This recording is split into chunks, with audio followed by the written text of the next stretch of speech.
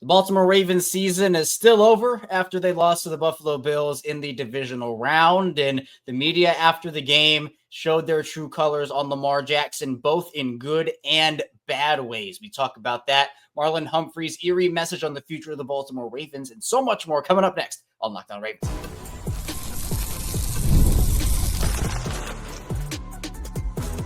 You are Locked On Ravens, your daily Baltimore Ravens podcast. Part of the Locked On Podcast Network, your team every day. Welcome into another edition of Locked On Ravens, your daily Baltimore Ravens podcast. I'm your host, Kevin Oestreicher of Ravens Wire, here with you on the Locked On Podcast Network, your team every day. Thank you so much for being here and making Locked On Ravens a part of your day and your first listen each and every single day, free and available for you on all podcasting platforms, including in video form on YouTube, where you can like and subscribe to the channel, and also in audio form where you can follow along and subscribe over there. 5 days a week plus more of daily Ravens coverage, and that does not change even as we transition into off-season mode. We're here for you every single Monday through Friday, plus bonus episodes, live shows after every Ravens game, which unfortunately I'm not going to have for a while, but also after every piece of Ravens big news. So throughout the offseason, we'll have that for you as well. Today's episode of Locked On Ravens is brought to you by Gametime. Download the Gametime app, create an account, use code LOCKEDONNFL for $20 off your first purchase. Taco Tuesday means for Baltimore Ravens wide receiver and Super Bowl champion Qadry Ismail is back with us. And Q, I really wish we were talking under better circumstances. I wish we were preparing to go up to Arrowhead and take on those Kansas City Chiefs, but there has to be a winner and there has to be a loser. And the Ravens unfortunately come up short against the Bills. And we can talk about Lamar Jackson, we can talk about Mark Andrews, we can talk about the defense, we can talk about a lot of things in terms of mistakes that were made throughout the entire course of the game. But I think what it comes down to, Q, is we're in the same situation we've been in these past couple of years when the Ravens season has ended in the postseason. It's mistakes cost this team. They couldn't get out of their own way. And while Josh Allen didn't play a great game against Baltimore, he didn't make mistakes. He didn't turn the ball over. And that seems to be the loudest reason why Baltimore is now going home. I'm pausing because it's just one of those cases where it doesn't seem like it's real. Maybe last year's game, it was just deep disappointment. And you're like, okay, they were a step closer. You thought, oh, man, they did an amazing job off-season wise. They did an amazing job in season, managed a lot of moving parts as far as in season was concerned. And they get to this point here, and you just think that they're built and ready for it.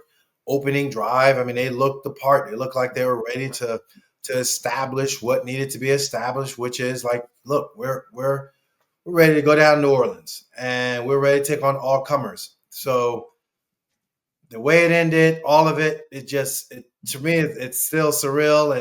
And hats off to Josh Allen, like you said, not making the mistakes. And I think that once Lamar started making mistakes, I'm sure one of the coaches for Josh and Sean McDermott was like, look, if we don't make mistakes, we win.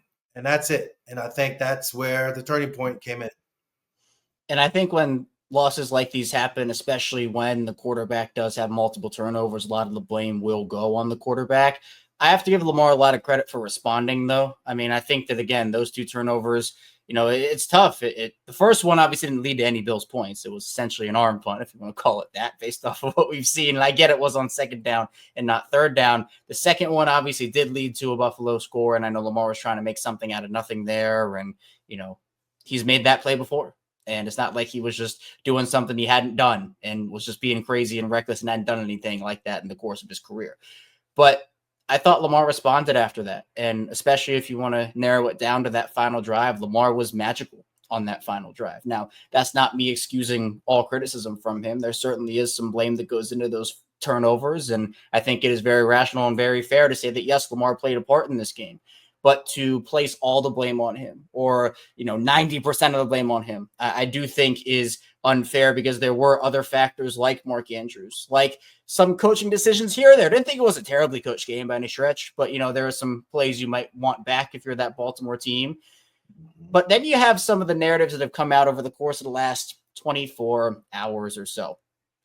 Honestly, I've been a little pleasantly surprised about the discourse. It hasn't been as toxic as I thought, but there have certainly been some of those takes, one being from Chris Sims, who is blaming Lamar Jackson for the throw on the 2-point conversion that it hit him squarely in the chest cue. I don't know, what else you want from that. I mean, the argument was he clutched the ball and it was a little late coming out, but Chris Sims is sitting on here talking like Lamar made it as hard as it possibly could be for a wide open conversion. And a former Raven in Marcus Spears responded to it and said, ain't no way in the world, man. This is so unserious. And then, people were trying to say, Marcus, this is what it was. And he says, you're so wrong. And you keep typing. Like it's that type of thing that for the most part, it was like, yes, Lamar deserves some blame. Mark deserves some blame.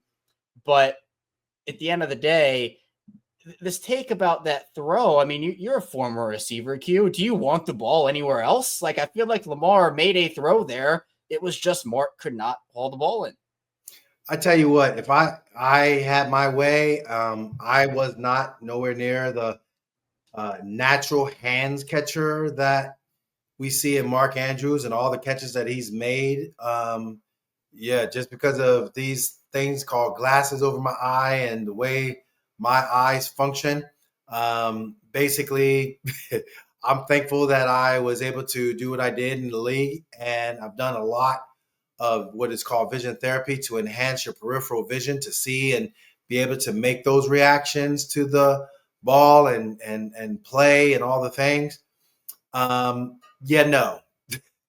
There is no way. I would rather have it right there. It's nice. It's easy. It's great. It's just a smooth, easy catch. And so for me, I think that's where you got to just tell yourself, okay, you dropped it.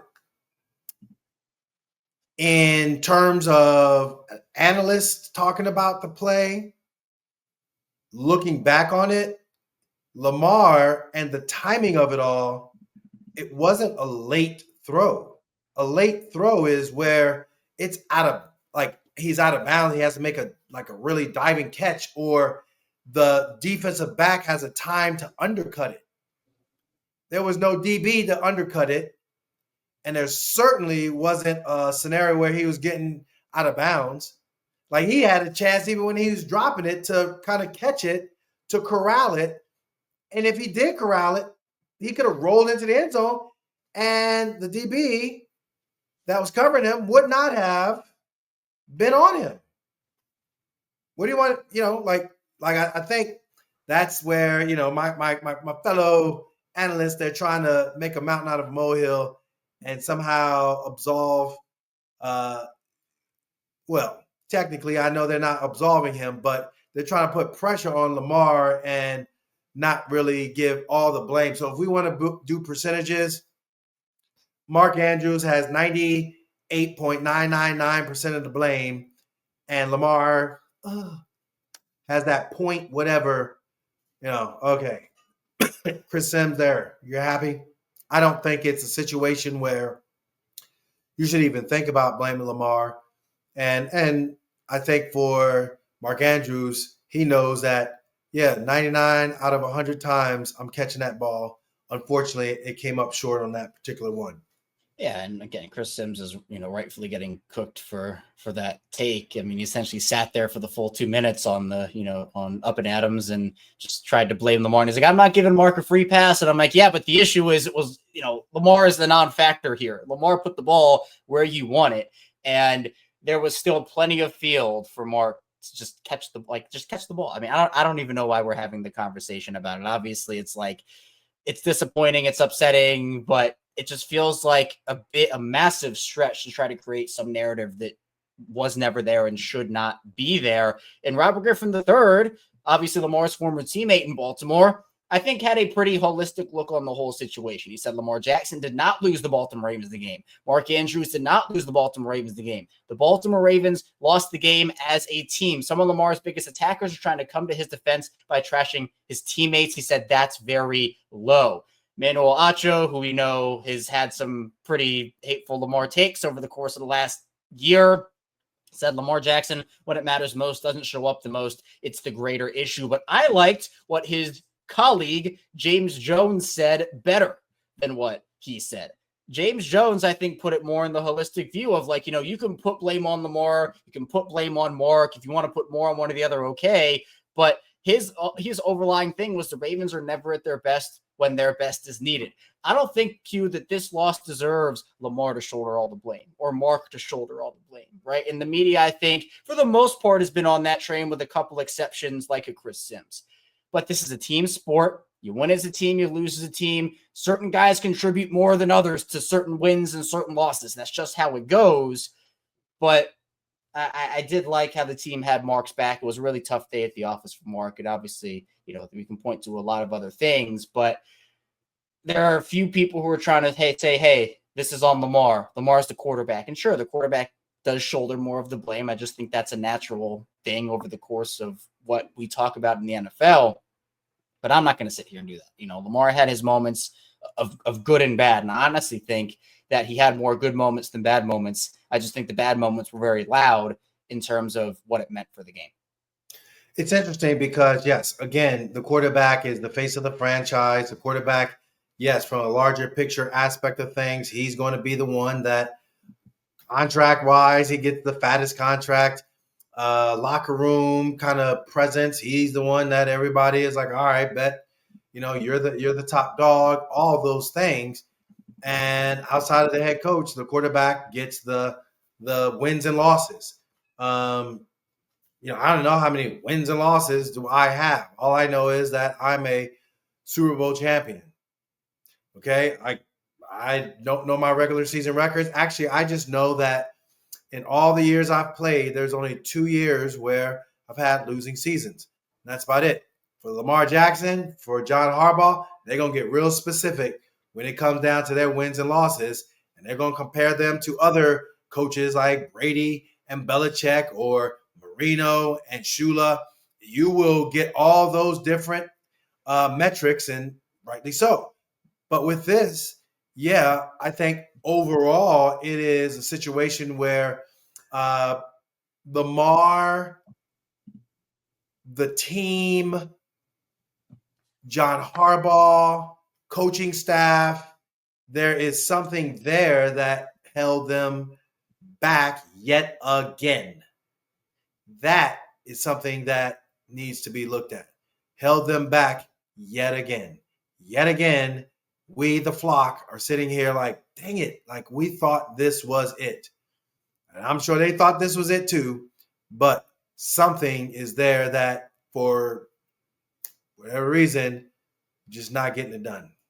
Yeah, and I think that's where it just feels like a chillingly familiar end that we've seen this movie so many times, far too many times. And Lamar certainly post-game did not mince any words. He's tired of it, harped on protecting the football. And obviously he and the team did not do that on Sunday night. And that is why we are sitting here today talking about the Ravens season being over. Coming up in the second part of the show, we'll wrap up our Lamar conversation and also dive into Marlon Humphrey's eerie message on the Ravens' future. So be sure to stay tuned. Lots to get to on Locked On Ravens. First, the show is brought to you by Gametime. I love going to live events, whether it's sports, music, theater, or comedy. One of my favorite memories was attending a bunch of concerts last year. The energy and excitement were unforgettable. Now, Gametime has made it even easier to get tickets for your favorite events with their new feature, Gametime Picks. This feature filters out the fluff to show you only incredible deals on great seats so you don't have to waste time searching through thousands of tickets. Recently, I was looking for tickets for that Ravens and Bills game. Obviously, the Ravens didn't come out on top in that game, but I used the Gametime app with the Gametime Picks. I found amazing deals and could even see the view from my seat before buying. Super deal was particularly impressive, offering great seats at an unbeatable price. Plus, the app's all-in pricing shows the total cost up front with no surprise fees at checkout. Take the guesswork out of buying tickets with Gametime. Download the Gametime app, create an account, use code LOCKEDONNFL for $20 off your first purchase. Terms apply. Again, create an account, redeem code LOCKEDONNFL, spelled LOCKEDONNFL for $20 off. Download Gametime today. What time is it? Gametime. Back here on Locked On Ravens, our second segment with Qadry Ismail. I am Kevin Oestreicher. Unfortunately, talking with you after the Ravens season ends at the hands of the Buffalo Bills in the divisional round. Electric atmosphere in Buffalo. The Ravens were close, but unfortunately, no cigar, and Baltimore will have to wait essentially a year to try to change the narrative about them, which is a conversation we're going to talk about a little bit later in the show. But, Q, I thought it was interesting because Cam Newton went on First Take. He's on First Take, and he said, because Cam's been like a ride or die Lamar guy. Like, Cam is in Lamar's corner. There is no question about that. But he did say Lamar Jackson, will never say it was his fault. But it was. And what I mean by that is we will, not Lamar will never say it's his fault. Lamar does take accountability. I just want to clear that up. Lamar takes accountability, but he says, oh, well, all of us, we will never say it's his fault. But it was. And he also said he's still riding with his dog, right? But that play cost you. Lamar did come back strong. He did say Lamar came back strong. And he said, looking at Josh Allen, he didn't have an MVP type of game. It wasn't Josh threw for 127 yards. The Bills took the ball out of his hands, but he didn't turn the ball over. That's what Cam's message was there is blame to be put on Lamar Jackson, essentially. There is blame to be put on Mark Andrews, but it just comes down to the same old story, which you talked about at the end of that first segment, Q, which is this has been the story. And I put a stat out earlier on Monday. In the 6 playoff losses in the Lamar Jackson era, and this is not even just a Lamar thing, this is a greater team issue because obviously Lamar has not played in all those losses. Yep. The Ravens have turned the ball over 15 times in 6 games, and they have only forced 2 turnovers in those 6 games. That's minus 13 in the turnover differential battle in those losses. So you're thinking, well, Q, why are these losses? The stat is right there. You cannot turn the ball over in the postseason because, as you have said, and I've said, and everybody says, mistakes get amplified by 10 times in the postseason. Mistakes cost you double in the postseason.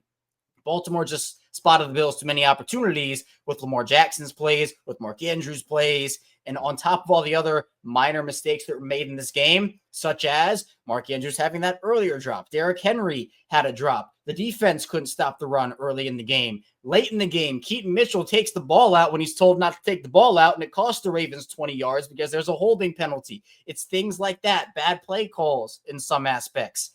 This isn't just a Lamar thing. Lamar is going to get some blame for it, and I think that some blame is right. But all the blame, there's so many other things that go into this that to me is the wrong way to approach it. Yeah, it really is. And I think you look at the Derrick Henry drop. I mean, he clearly had, just room to run. And whether he have scored, who knows, but he had room to run. Those are opportunities that are missed.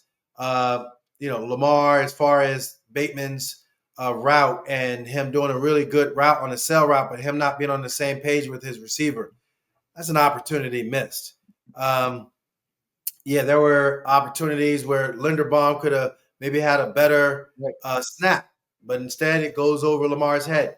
We haven't seen Tyler do. I don't remember. I mean, do you remember a time where this season Tyler did that? Like, I don't remember it. And so, bigger picture wise, yeah, man, it's like one guy, and that one guy adds up. But the guy that has the ball every single time is Lamar Jackson. He's the decision maker. He's the one that, is that momentum, the juice giver, if you will. You saw it in the Pittsburgh game when they were mic'd up, how he was emphasizing different key points and all of the things. I'm sure he was saying it too in the huddle. And I know that it was reported he was on the sideline and basically all the guys were like, the sideline reporter was expressing that after his interception, he went over to all the guys and was like, yo, that's my fault. Let's go. And so him amping it back up. Okay, cool. And that's what you should be doing when you're the leader and you're Lamar Jackson. So I think that is something where it needs to be looked at. Yeah, and those will be conversations. And look, it's going to be a long offseason in terms of that because this is going to be the last thing we're going to remember about the Ravens until they play again in September. And it's tough. It's a bad taste to have in your mouth for the amount of time that, we're going to have to kind of deal with it. But there are going to have to be other conversations that have to be had. And one of the conversations I think got kind of a head start when Marlon Humphrey after the game, I think scared a lot of Ravens fans with his comments after it. And he got, first of all, Marlon has taken a big jump as a leader this year. Q, you and I have talked about that throughout the entire season, both on and off the field. I've been really impressed with Marlon. Obviously took his game to another level and his leadership to another level. But Marlon was kind of asked about the message for the team after a loss like this. And I'll just read his answer.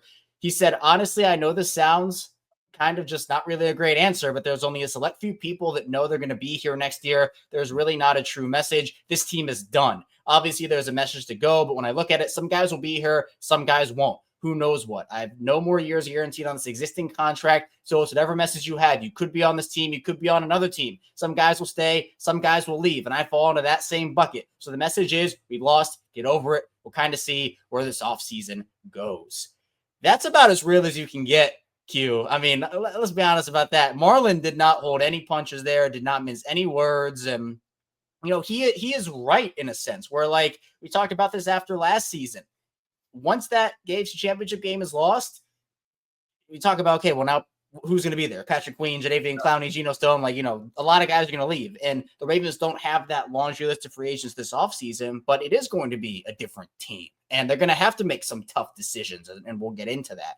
So were these comments, Q, because I know a lot of people took them in a lot of different ways. What do you make of these comments? And do you think that Marlon was talking more so about, like, hey, like, some guys need to go, or is he just like, this is the reality of the NFL where no two teams are the same, and like you just have to move on and get ready for the next year?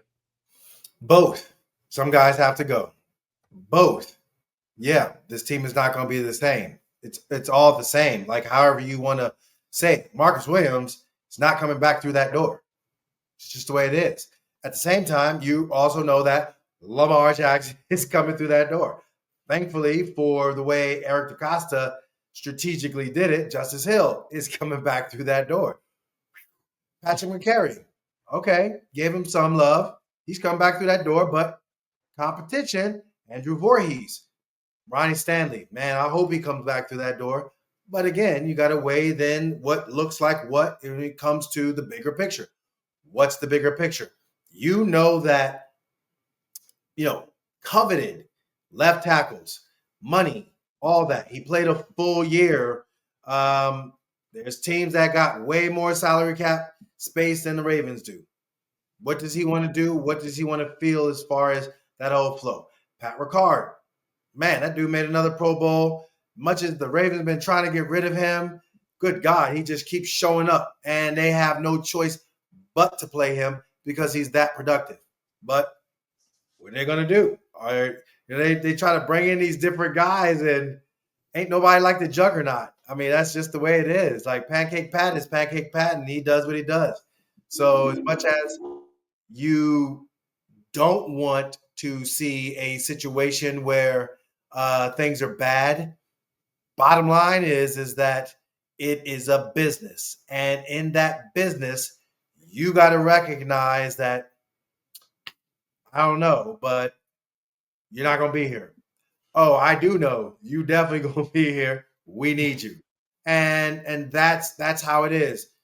Who knows what, it all entails, but that's well, for some, the beauty of the offseason. For others, it's the bane of my existence when it comes to the offseason, because we got to go through all this rigmarole of guessing. Who wants to guess? I just want to play football. I said it. See, I started it off. 2025, we now know, again, here comes this offseason. Plenty of big decisions for the Ravens to make this offseason, and it is an underratedly big one. And coming up in the final part of the show, we'll continue talking about the Ravens and Bills game, because there were some other aspects of this game that are just truly shocking and honestly kind of crazy how the Ravens could not pull out a win with the stats that they had. And also, we'll just talk about what's next for the Ravens and if this is just their identity now, if this identity of them not showing up in big games is who they are. So we should just stay tuned. A lot to get to on the show. First, the show is brought to you by PrizePicks. It's playoff time, and if you're like me, you want to make the most of these final weeks of football action. That's where PrizePicks comes in. If you love football, want a chance to win real money while watching the games, PrizePicks is the place for you. It's the best way to turn your sports opinions into cash with daily fantasy player projections. With PrizePicks, you simply pick more or less on player stats like total passing yards or rushing touchdowns, and for shots on up to 1,000 times your money. You can make your picks in less than 60 seconds, whether you're looking for a flex way to boost a payout or want to cash out quickly. PrizePicks has got you covered. With over 10 million members and billions of winnings, it's clear that people are loving this platform. I've been playing for a while now, and I'm having a blast. This week, I'm eyeing Jaden Daniels for more than 230 passing yards to Saquon Barkley for more than one touchdown. It's so easy to use, and I love how fast the payouts are. I've gotten paid in as little as 15 minutes, but my picks hit, plus the weekly promos like Taco Tuesday discounts add even more value to my lineups. Here's a special offer for Locked On NFL listeners. Download the app today. Use code Locked On NFL to get $50 instantly after you play your first $5 lineup. That's PrizePicks. Run your game. Download the app today. Use code Locked On NFL to get $50 instantly after you play your first $5 lineup. PrizePicks. Run your game. Back here on Locked On Ravens, our final segment with Kadri Ismail. I am Kevin Oestreicher. And Q, the crazy thing about this game, you want to look at it from a stats perspective. The Ravens outgained the Bills by almost 150 yards. They had more passing yards. They had more rushing yards. They had more yards per attempt, both through the air and on the ground. They went 7 of 10 on third down, which is an incredible conversion rate. They went 2 for 3 in the red zone. They had 3 more first downs than the Bills did, and yet they still lost. And they didn't punt.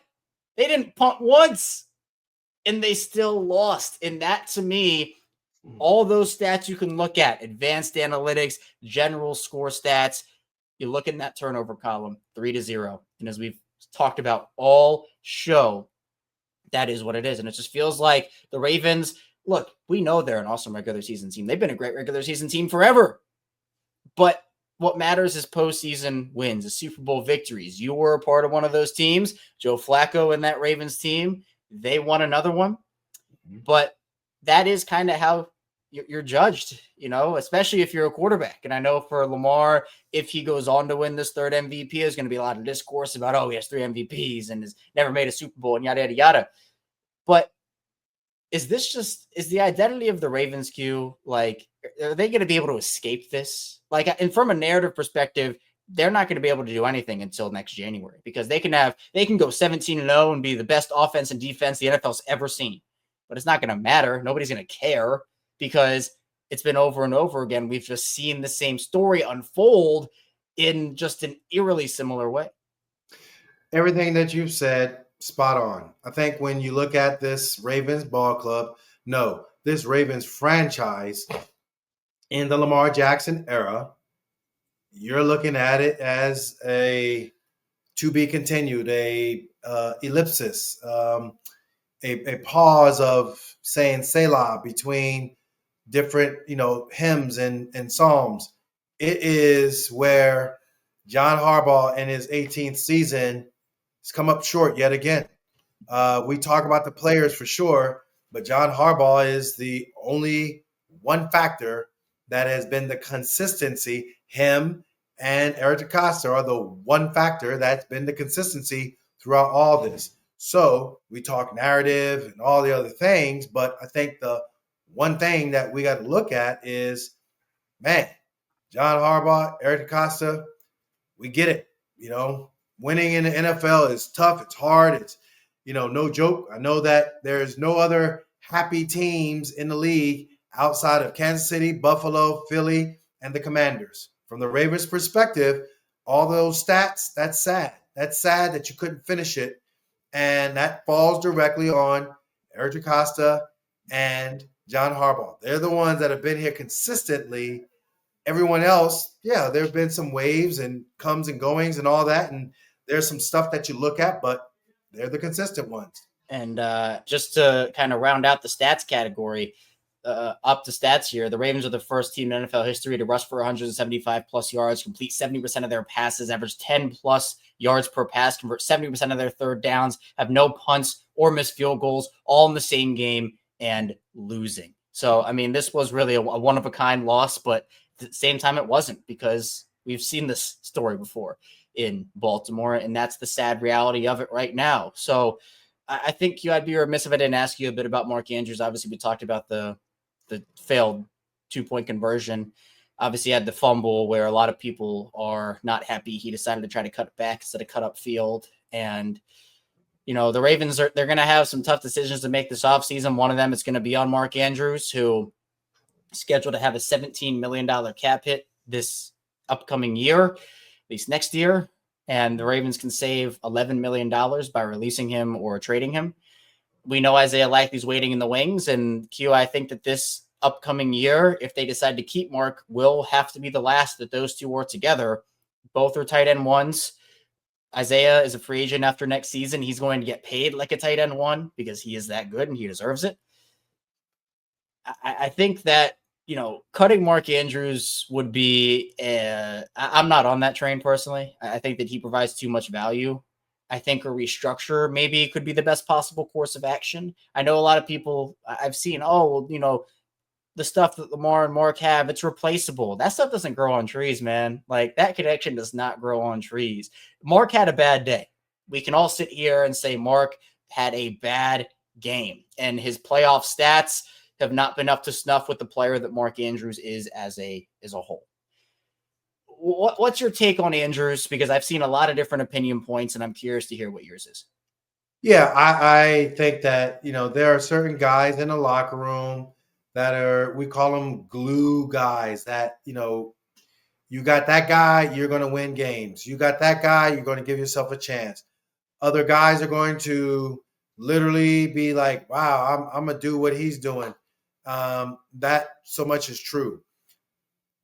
I think when it comes to business, and this is where, I don't like the offseason banter because it's so fluid. Like, I've seen it with a little bit with my son in terms of what he went through as an undrafted rookie free agent. I've seen it for myself personally, but I've seen it for some other guys where it's like such a whisper. We're going to re-sign Mark. Something happens and now the tide turned. Something was said. Somebody saw some other tight end. A comment was made. You get a deal that is just like, man, this deal is fascinating. I mean, we're going to get, if we trade him, we get this, and this, whatever that might be. Cleveland. Cleveland wasn't even in the mix for Deshaun Watson. All of a sudden, he goes down to Atlanta. Atlanta Falcons were ready to pounce on him. And I think it was one other team, I believe, that was ready to pounce. And then all of a sudden, out of nowhere, that whisper comes, we'll fully guarantee you everything. Boom, we want you. Like, just like that. Like, Cleveland was not even in the conversation. So mentally, when I look at that bigger picture, I don't know. I know Mark Andrews. We can dissect it all and all the things.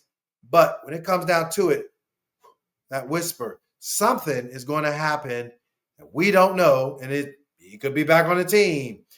Or they might be like, no, Ronnie Stanley because somebody signed another contract. Or, hey, Isaiah Likely, we're something. All those things whisper. And that is how the offseason goes. And again, Mark provides value to the Ravens, in my opinion. I get that people are upset and angry about what happened in the game. And look, I'm upset too. Like, it was tough to watch Mark have that day. And especially with how hard he works and the person that he is. It's just going to be a matter of, business is business. And, $11 million is not, a small amount in terms of building a roster. So it would sting if Mark would leave, and the Ravens would get worse if Mark left. But we don't really know what's going to happen there. There's a lot of time to dissect that. And we're going to have a lot of time this offseason to talk about it and see what ends up happening. There are a lot of other things that could go on. And despite the year being over, season being over, hopefully this team can bounce back next year, although it feels like we've been saying that a little too much over the course of the last couple of seasons. So I appreciate you, as always, for hopping on. Tell people where they can find you and what you're working on here as the offseason kicks off. Yeah, it's missiletraining.com. My passion, my love, my understanding, my commitment to helping people move better, perform better, be better, It's missiletraining.com. You go there, you can check out the website and interact with me. And you're looking at sports and human movement performance. People trying to get better in their movement in their daily life. Athletes trying to improve upon their game and what they feel that they can do to better themselves and compete for potential starting opportunities on teams. It doesn't matter. Team training, individual training, missiletraining.com. That's what you can find me. And of course, each and every week, Locked On Ravens, Kevin Oestreicher and I, we're here. We break it down in season, and then we kind of break it down in the off season because we're just guessing. No, we're not guessing. We're going to give you some good, strong, educated opinions on what we feel is happening with your beloved Ravens. Yeah, absolutely. This team is, they have talent. Now it's about can they add to it and get over that hump. So we'll see how it all unfolds. But Q, I appreciate you as always. And thank you to everybody who tuned in to Locked On Ravens today. On the way out, hit that like and subscribe button in video form and follow along in audio form for 5 days a week plus more of daily Ravens coverage. And coming up tomorrow, the grind never stops. More Ravens content here. So be sure to stay tuned. And I'll see you right back here tomorrow on Locked On Ravens.